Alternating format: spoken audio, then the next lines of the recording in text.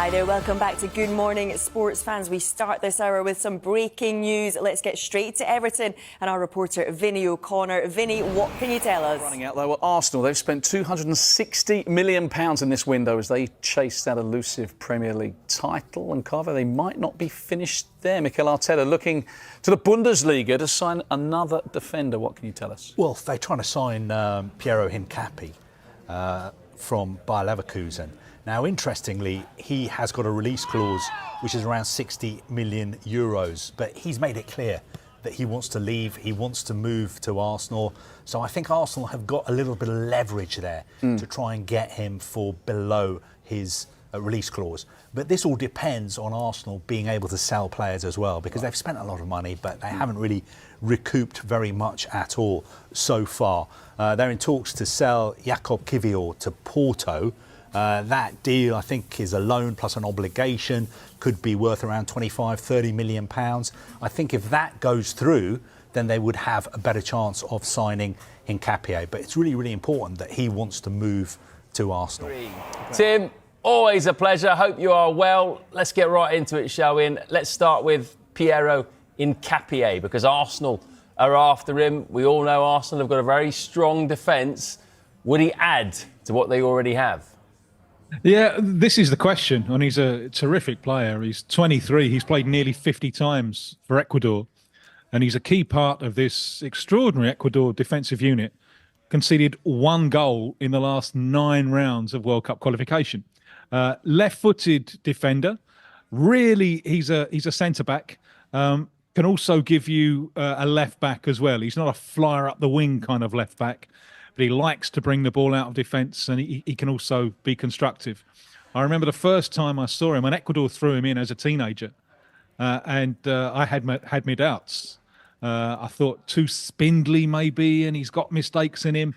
It's been great to be proved wrong, because he's grown and grown and grown, and really is a terrific defender.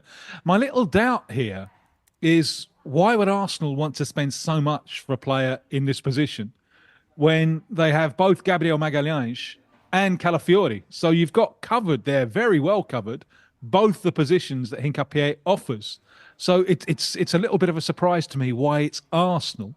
And based on what we've seen so far in the season, I think you would have thought that this is a player that Liverpool could really do with.